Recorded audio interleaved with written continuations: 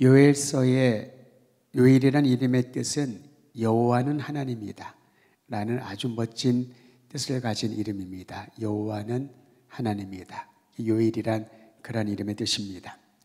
요엘서가 언제 저작되었는지를 정확하게 알지 못합니다. 왜냐하면은 어떤 선지서들이나 내용들을 보면은 그 시대적 배경을 알 수 있을 만한 사람의 이름이나 또 왕들의 이름이나 사건들이 있습니다만은 요엘은 그렇게 명확하게 나와 있지 않고요. 그저 요엘의 아버지 이름이 나오지요.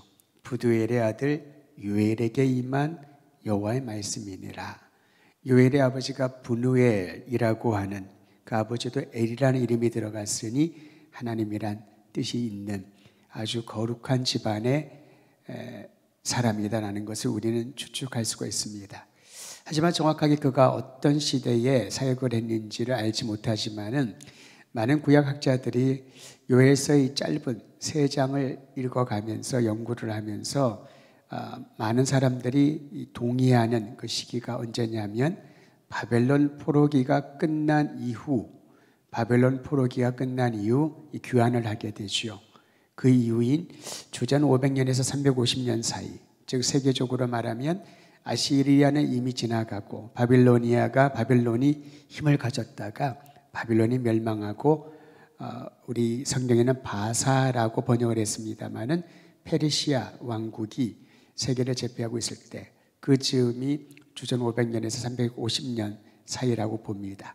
그러니까 바벨론 포로기를 마치고 이제 본국으로 귀환을 해서 얼마나 기대감이 있었을까요? 무너진 예루살렘 성전을 수축을 하고 또 성벽들을 재건을 하면서 얼마나 큰 기대감이 있었을까요? 그럼에도 불구하고 또 다른 강대국이 등장하여서 그 기대감을 무너뜨리는 그런 상황에서 요엘 이 메시지가 전파된 것으로 보고 있습니다. 요엘서에 자주 강조하고 있는 한 용어가 있는데 그게 바로 오늘 말씀의 주제인 여호와의 날입니다. 여호와의 날. 한번 따라 하실까요? 여호와의 날. 또는 야훼의 날이라고 하기도 합니다. 공동 번역에는 여호와를 야훼라고 번역을 했고요. 그것은 실제로 히브리어 성경이 야훼라고 하기 때문에 그 발음을 그대로 옮긴 것이고 우리 개역 개정에는 오랫동안 우리에게 익숙한 그러한 번역어인 여호와라고 풀어서 번역을 했습니다. 야훼의 날, 여호와의 날이 핵심 주제입니다. 여호와의 날은 도대체 어떤 날일까? 크게 두 부분으로 구분할 수 있습니다. 첫 번째는 심판의 날로서 여호와의 날, 즉 여호와의 날이 가까이 왔다라는 것은 심판의 날이 왔다, 가까이 왔다라는 겁니다. 여러분 말만 들어도 좀 두렵지 않습니까? 심판의 날, 심판은 우리에게 있어서 부정적인 의미를 줍니다. 두려움을 주지요. 심판대 위에 서서 당당하고 자신과 있는 사람들이 얼마나 있을까요? 괜히 두렵지요. 조금 다른 뉘앙스일 수 있겠습니다만은 여러분 아무 잘못하지 않았는데 경찰차가 지나가면 한번 가슴을 쓸어내리지 않으시나요? 저는 좀 그렇던데 괜히 경찰차가 지나가면 내가 뭐 교통법규를 어겼나? 뭐 잘못한 것은 없나? 한번 이렇게 되돌아보는 그런 시간들을 갖게 됩니다. 심판이란 단어가 그러지 않을까 싶어요. 어떤 분들은 심판의 날 걱정 말라고, 나는 거룩한 사람, 하나님의 백성, 구원의 확신을 가지고 물론 감사한 일이지만은 정작 심판의 날, 여호와의 날이 가까이 왔다라고 했을 때에 마음에 떨림이 있는 것이 자연스럽지 않을까 싶습니다. 오늘 요엘서 말씀에 보면은 하나님의 심판이 다가온다, 가까이 왔다라는 경고로 메뚜기 재앙이라는 환상을 소개하고 있습니다. 메뚜기가 자주 등장을 합니다. 요즘은 안 먹겠습니다만은 한동안 예전에는 메뚜기를 잡아서 드신 분들이 있으시죠. 그런 경험 있지 않습니까? 굳이 말하면 칼슘을 보충한다고. 근데 칼슘 보충하려고 메뚜기 먹는 게 아니라 먹을 것이 없어서 참으로 힘들고 어려울 때 메뚜기를 잡아서 먹었던 그런 경험들이 있지요. 토지라고 하는 그 대하 소설에 보면은 그런 메뚜기가 나오는 그런 장면도 있고, 물론 메뚜기 때에 대한 재앙에 대한 얘기들을 우리는 성경을 통해서도 접하기도 합니다. 특히 애굽에 내린 10가지 재앙 중에 8번째 재앙이 메뚜기 재앙이잖아요. 메뚜기 재앙 전에 7번째 재앙이 우박이었습니다. 우박이 떨어져서 웬만한 생명체들이나 웬만한 식물들은 다 초토화가 됐는데 메뚜기 떼가 덤벼들면서 그나마 남아있는 모든 것들을 갉아먹는 무시무시한 재앙. 그럼 메뚜기는 그저 우리가 식용 정도, 그저 곤충 채집하는 정도가 아니라 요엘에서 말하고 있는 메뚜기는 말 그대로 재앙인 것입니다. 메뚜기 재앙을 통해서 여호와의 날이 가까이 왔다라는 것은 여호와의 심판이 가까이 왔다라는 경고를 말해주고 있습니다. 두 번째로 요엘이 말하고 있는 여호와의 날이 가까이 왔다라는 것은 하나님을 모르는 이방 민족에게는 그 날이 심판의 날이지만 하나님의 백성, 하나님의 구원의 은총을 입은 이들에게는 축복의 날이 여호와의 날이라고 묘사하고 있습니다. 다만 이스라엘 백성들, 선민이라 할지라도 하나님께로 돌아오지 아니하면, 하나님의 거룩한 도를 지키지 아니하면은 그 메뚜기 재앙을 벗어나지 못한다는 겁니다. 여러분, 우리 6월절 10번째 재앙을 알고 있습니다만은 어린 양의 피를 문설주에 바른 그 집을 넘어간 것이지요. 만일 이스라엘 백성이라 하더라도 하나님의 그 명령을, 모세를 통하여 주신 명령을 그대로 믿지 아니했다면은 그들도 10번째 재앙을 피하기는 어려웠을 것입니다. 내가 혈연적으로 이스라엘 민족이니, 내가 선택받은 백성이니, 내가 모태신앙이니, 내 선조들이 오랫동안 기도의 덕을 쌓았으니 그런 안일한 생각으로 있어서는 안 된다라는 것을 요엘서를 통하여 우리는 다시 한번 발견하게 되는 것이지요. 여호와의 날은 심판의 날인 동시에 축복의 날이라고 그랬습니다.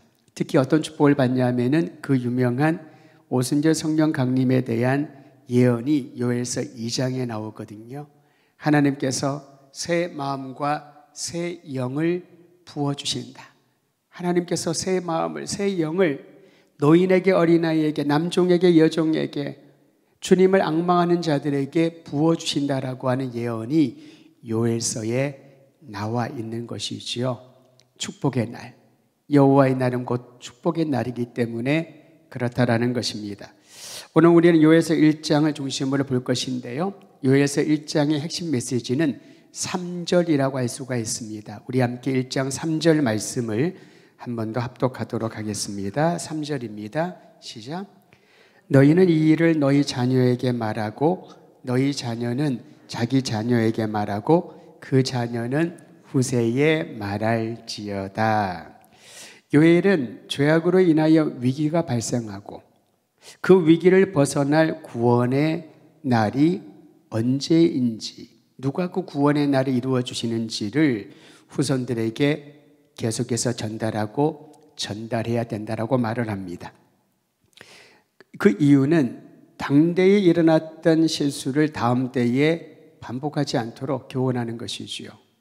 우리가 잘못한, 하나님에 대하여 저질렀던 범죄를 후손들이 동일하게 범하지 않도록 우리의 후손들에게, 자녀들에게, 그 자녀의 자녀들에게 전하라라는 것입니다.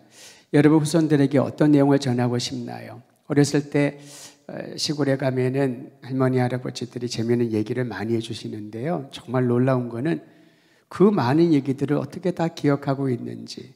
그래서 어린아이들의 기억에는 할아버지, 할머니부터 들은 그런 옛날 이야기, 그런 이야기들이 오랫동안 기억에 남는 것 같습니다.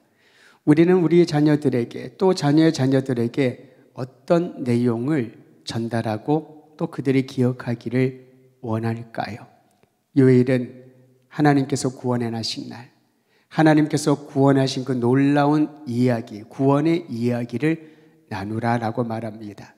저는 찬송가의 많은 곡들이 참 은혜롭습니다만은 지난번에 찬송가를 부르는 우리 찬양 예배를 드리면서 찬송가에 있는 가사들이 참 특별하고 의미가 있다라는 그런 생각을 하게 됩니다. 오늘 말씀을 준비하는데 특별히 이 부분에서 후손들에게 전하고 싶은 내용이 뭘까라고 생각을 해봤더니 하나님의 구원의 이야기, 하나님이 우리를 구원하신 그 이야기를 전해주는 것이 가장 소중하고 가장 아름답고 의미가 있는 것이 아닐까. 내가 내 인생에서 경험했던 수많은 이야기를 전해주는 것도 좋겠지만은 근데 그것도 좋은 얘기도 한 번, 두 번 들으면 좋지요. 반복해서 들으면은 아이들이 별로 듣고 싶어 하지 않습니다. 그런데 이 구원의 이야기는, 하나님의 구속의 이야기는 들어도 또 들어도 질리지 아니하는 너무나도 흥미로운 그런 이야기 아니겠습니까? 찬송가 199장에 보니 이런 가사가 있습니다. 나의 사랑하는 채 비록 헤어졌으나 어머니의 무릎 위에 앉아서 재미있게 듣던 말 그때의 일을 지금도 내가 잊지 않고 기억합니다. 이것이 요엘이 말하고 있는 방금 전에 읽은 3절의 내용이 아닐까 싶습니다. 어머니의 무릎 위에 앉아서 또한 어머니 품에 안겨서 들었던 그 이야기, 옛날 용맹스러운 다니엘의 이야기, 유대 임금 다윗 왕의 이야기, 주님의 선지자 엘리야의 이야기, 예수님께서 고난당하시고 십자가에 달려 고통 죽으시고 다시 살아나신 부활의 이야기, 그리고 그 이야기를 하면서 구속의 은혜가 너무 감격스러워 눈물 흘리던 바로 그 기억, 그 현장이라는 구속의 이야기를 우리의 후손에게, 자녀들에게 말하고 또 그 자녀가 자녀들에게 말해야 되는 것. 오늘 우리는 이 밤에 이 기도 제목을 갖기를 간절히 소망하는 것입니다.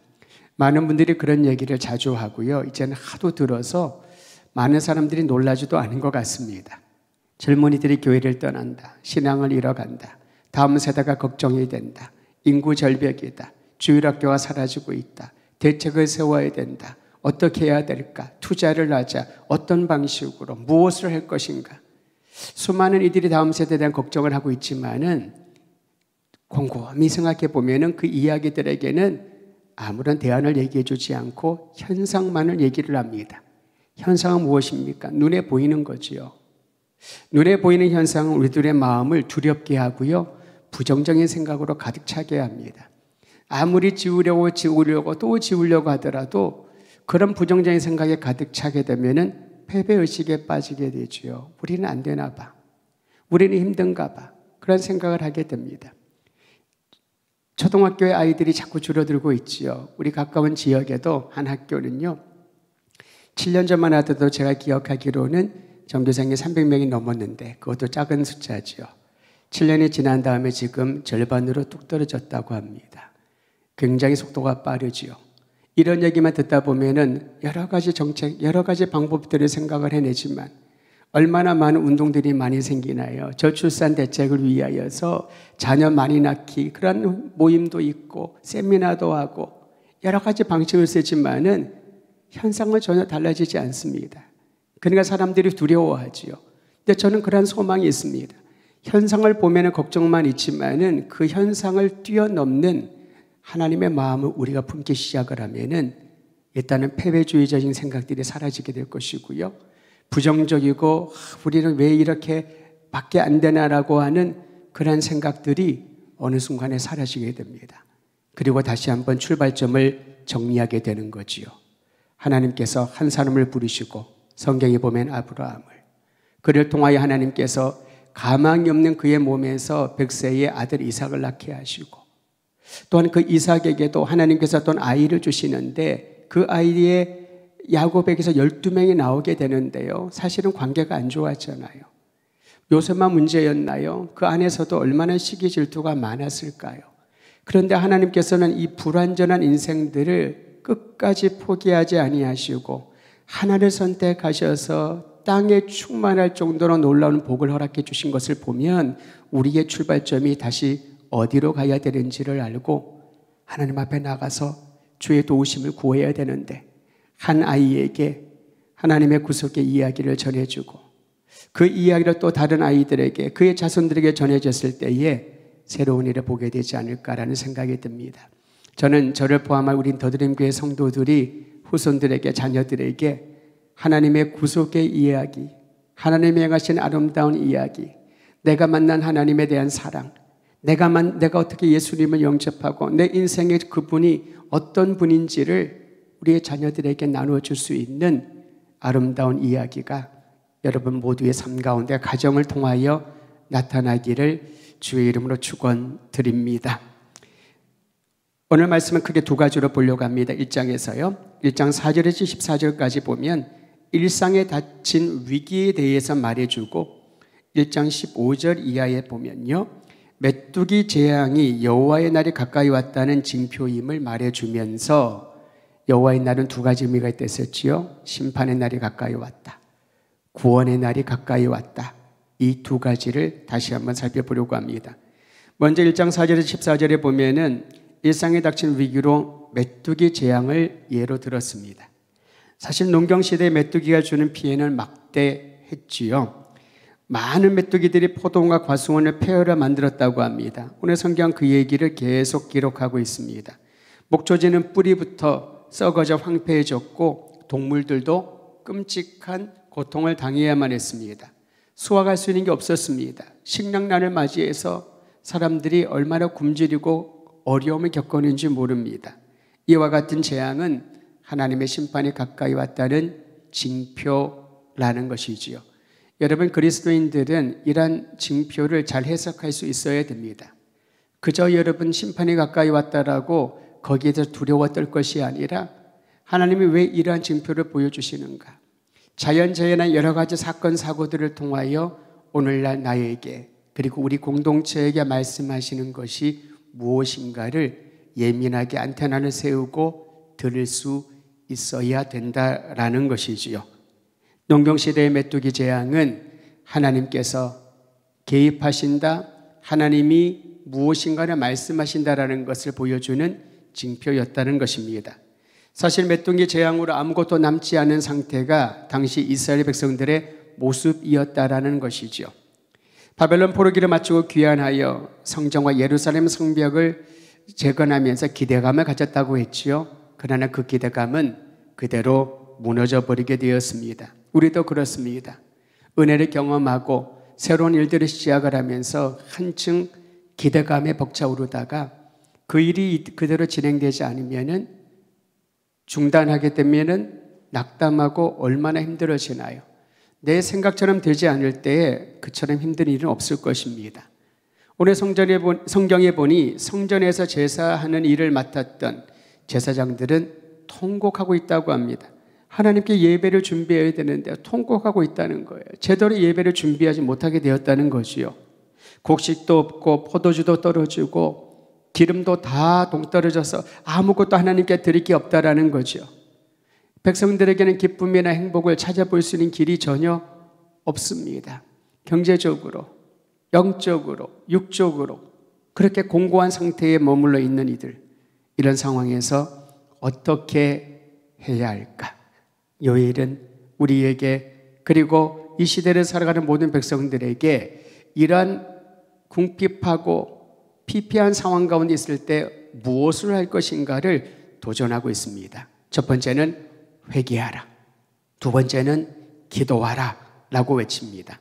먼저 요엘서 1장 13절 말씀 같이 한번 읽겠습니다. 13절입니다. 시작. 제사장들아 너희는 굵은 배로 동이고 슬피 울지어다. 제단에 수종드는 자들아 너희는 울지어다. 내 하나님께 수종드는 자들아 너희는 와서 굵은 배 옷을 입고 밤이 새도록 누울지어다. 이는 소재와 전제를 너희 하나님의 성전에 드리지 못함이로다. 여러분, 굉장히 좋지 않은 상황을 보여주고 있지 않습니까? 바로 이때에 회개하라고 합니다. 굵은 배로 동이고 하나님 앞에 눈물로 나아가라 라는 거지요. 회개는 영적 지도자부터 시작하여 모든 백성에게 이르기까지 한 마음으로 드리는 그런 회개를 말하고 있습니다. 하나님이 원하시는 회개는 외형적이 아니라 마음을 찢는 회개인 것이지요. 도대체 어떻게 해야 마음을 찢는다고 말할 수 있을까? 어떻게 해야 마음을 찢는 회개일까? 여러분, 이것은 우리가 경험하지 않으면은 말로 표현할 수 없는 거죠. 마음을 어떻게 찢을까요? 옷을 찢는 것은 보여줄 수 있습니다. 머리털을 뽑는 것도 보여줄 수 있습니다만은 마음을 찢는 회개가 무엇을 말할까요? 그저 해왔던 형식적인 반복되는 종교 어휘로의 회개가 아닌 하나님 앞에 철저한 통회하는 마음, 슬피 울면서 아무것도 하나님께 드리지 못하는 이 궁핍한 상황 가운데 하나님의 도우심을 구하며 자신의 죄를 자복하는 회개이라는 회개는 새로움이라고 하는 열매를 맺게 해준다는 겁니다. 여러분, 회개의 유익은 새로운 마음을 주는 거죠. 새로운 일에 대한 꿈을 갖게 되는 것입니다. 하나님께서 행하실 일에 대한 그런 용기를 얻게 되는 것이지요. 그저 회개는 내 죄를 뉘우치는 것에 그치지 않습니다. 회개의 열매는 새로워짐입니다. 저는 우리의 죄를 자복할 때에 우리를 새롭게 하시는 하나님의 놀라운 은혜가 날마다 경험되기를 주의 이름으로 축원드립니다. 만약에 그것이 사실이라면 우리는 회개하는 것을 멈추거나 미루거나 쌓아둘 필요가 없는 것이지요. 즉각적으로. 그러면 그 부분에 있어서 새로움을 경험하게 될 것입니다. 그런데 주의할 것은 형식적인 그저 기계적인 회개가 아니라 진심을 담아서 하는 겁니다. 가끔 우리가 카페에 가면요, 음료수들이 다 있는데 보면 좀 비싼 것들은 뒤에 있거든요. 뒤에 한 목록을 보면 가장 비싼 항목이 뭐냐면은 수제라는 말이 쓰여 있는 거죠. 그냥 티백으로 하는 게 아니라 수제 자몽차, 수제 레몬차. 그 수제가 뭔지는 정확하게 모르겠습니다만은 정성이 더 들어갔다는 말이겠죠. 예, 손으로 뭐 만들었다는 그런 의미가 나겠습니다만은 그게 비싼데 그거를 사 먹어보면 확실히 다른 걸 느끼지 않으세요? 예, 제가 이제 우리 교육자들하고 가끔 이제 가서 차를 마시라 그러면은 처음에는 이제 저 먼저 시키라 그러죠. 여러분 직장에서 그렇지 않습니까? 직장 상사가 가자고, 중국집 가자고, 내가 다 사줄게, 난 짜장면. 자, 그러면 부하 직원들이 뭘 시킬 수 있을까요? 그래서 제가 우리 사역자를 가면 사역자들이 굉장히 순수하잖아요. 여러분 보시는 것보다 저보다 훨씬 더 순수합니다. 우리 사역자들이. 가면 안 시켜요. 그래서 제가 그러죠. 사무실에서 먹는 차 말고 나가면 우리 오랜만에 나가니까 마시고 싶은 거 마시라고 그러면서 보더니만 뭘 시켜요. 그리고 이제 제일 마지막엔 저는 이제 아메리카노를 시키죠. 예, 저는 그게 좋아서. 그런데 이 수제라고 하는 게 특별하다는 그런 의미가 아니겠습니까? 이 특별한 것들이 또 비싸고 또 뭐 좋고 뭐 그런 거라고 할 수가 있겠지요. 그런데 여러분, 이 새로워짐이라고 하는 부분이 회개의 열매가 새로워짐이라면 정말 우리의 마음 가운데 그것을 안 하고 싶은 얼마나 기대가 될까요? 새로움에 대한 기대감. 이전과는 전혀 다른 새로운 것들을 내가 섭취하고 새로운 것들을 경험할 것에 대한 그런 기대감이 있다면은 우리는 매일매일 같이 하나님 앞에 죄를 자복하고 회개한 일을 멈추지 않아야 할 것입니다. 기계적인 것은 아무런 감흥도 맛도 없지요. 그러나 하나의 정성이 들어가는 그 음료나 그 음식에는 맛도 있고 날마다 새로움이 생기는 것입니다. 저는 이런 은혜가 있기를 간절히 소망합니다. 뿐만 아니라 기도하라라고 말합니다. 그 기도는 공동체의 간절한 기도입니다. 1장 14절 말씀 같이 읽도록 하죠. 시작. 너희는 금식일을 정하고 성회를 소집하여 장로들과 이 땅의 모든 주민들을 너희 하나님 여호와의 성전으로 모으고 여호와께 부르짖을지어다. 회개하라고 합니다. 이러한 피폐한 상황, 메뚜기 재앙으로 마치 하나님의 심판이 가까이 온 것처럼 느끼는 위기의 순간에 어떻게 그것을 극복할 것인가? 하나님이 우리에게 재앙을 주심은 우리를 멸하기 위함이 아니라 깨닫게 하심이지요. 하나님의 그 날이 여호와의 날에 가까이 온 날이 심판의 날이라고 하는 것은 우리를 잡아 죽이려고 하는 것이 아니라 그 심판대에 섰을 때에 축복의 날로 전환되는 것을 경험하라고 주님은 우리에게 요청을 하시는데, 그를 위해서는 먼저 죄를 뉘우치고 회개함으로 날마다 새로워지는 하나님의 손으로 만들어주시는 새로움을 경험하고 더불어 주님 앞에 간절히 나가 기도하는, 혼자가 아니라 공동체라고 했습니다. 방금 읽은 말씀해 보니까 너희는 금식일을 정하고 성회를 소집하라. 금식은 아무 때나 하는 게 아니지요. 하나님께서 우리의 몸을 관리하라고 책임을 주셨잖아요. 그런데 관리를 위해서는 음식을 먹어야 됩니다. 그런데 음식을 먹는 것을 중단한다는 것은 관리를 포기한다는 말일 수도 있지요.